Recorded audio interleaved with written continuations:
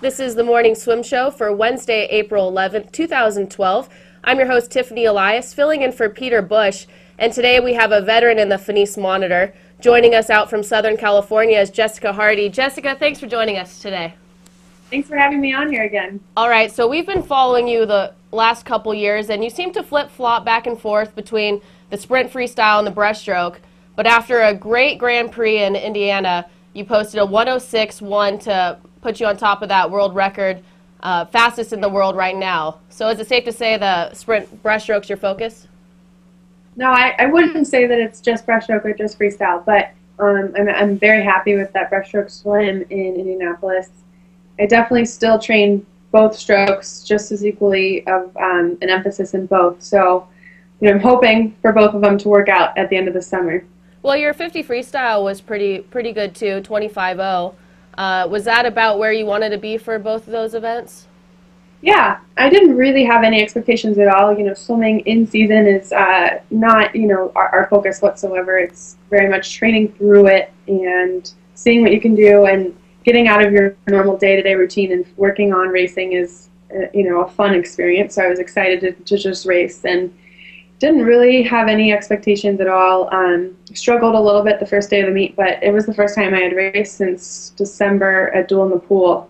So, that's to be expected when you take that long of a break from racing and when I'm training so hard. So I think I got more into the groove as the meet went on, and that's why the breaststroke was so great. But I'm happy with the 50 free was pretty good also. Now, how come you took such a long break in between those two meets?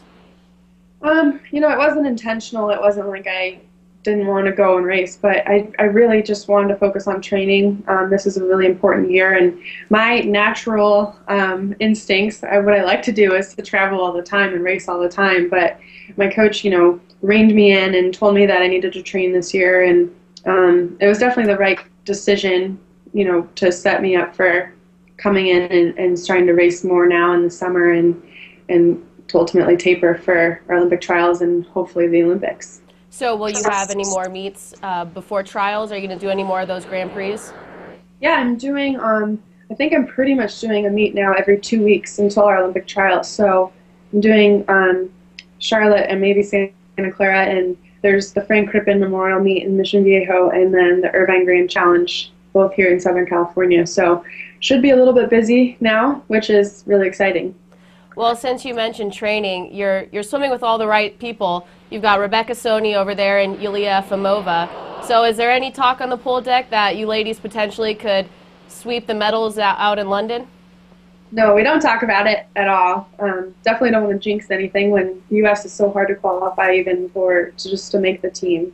So that's definitely our focus, is just make it. So that's what we talk about every day. But it would be really cool to have the three of us from the same club medal in the 100 breast, and I think there's a good likelihood that it could happen, and I think it's kind of an unspoken goal, but we're definitely focusing on the present right now. Well, that would be definitely the first time any team's ever done that at the Olympics. Now, training aside, you've got a lot going on over there in your personal life that we've heard about. Within the last month, you had an engagement, is that correct? Yeah, it is. Yep. Well, congratulations. Could you share with us that story?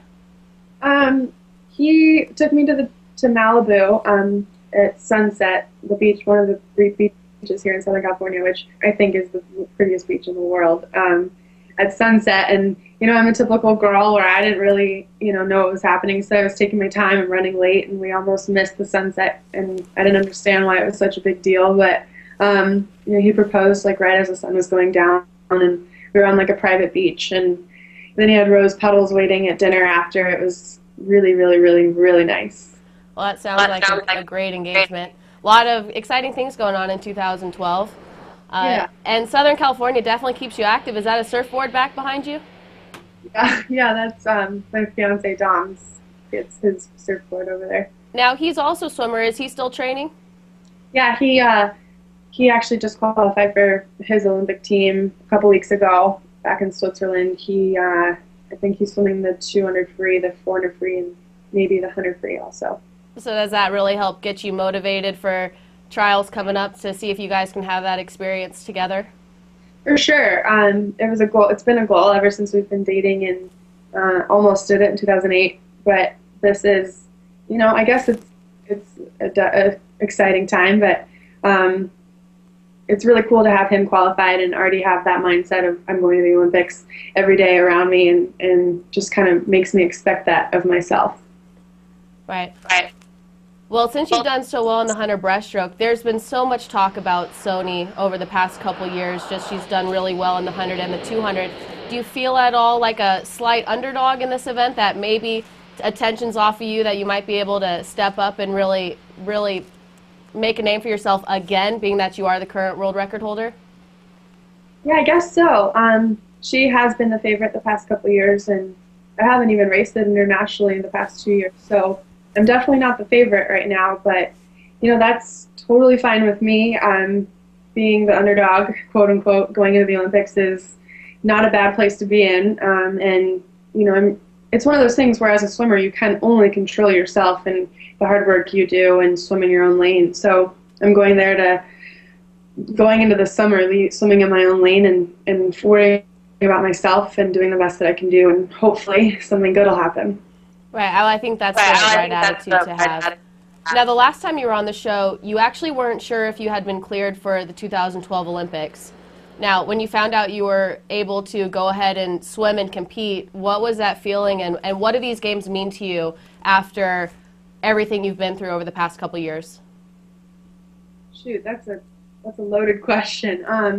It took forever for me to find out that I could even go to the Olympics. So I'd be in team meetings with the national team or my coach, and they'd be talking about the ultimate goal is London, London this, London that, and it would cause a knot in my stomach every time they said it, because I had no clue if I could go, and it was so hard mentally to just keep training and keep competing with no real end goal. Like I couldn't focus on anything further than what I was doing now, and to have gotten the okay to continue on and given the chance to compete this summer is so amazing.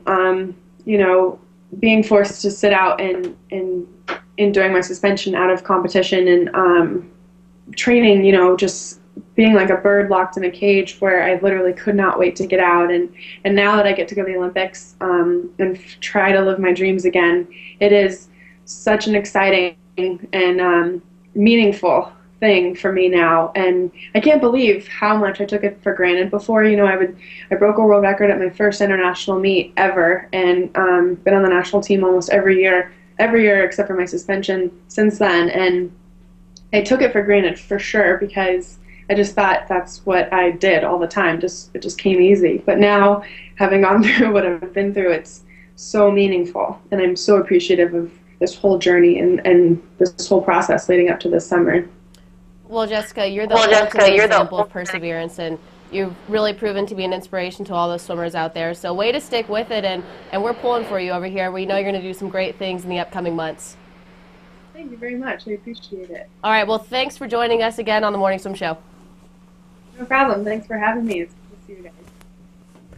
That's it for today's Morning Swim Show. I'm your host, Tiffany Elias, and join us again tomorrow.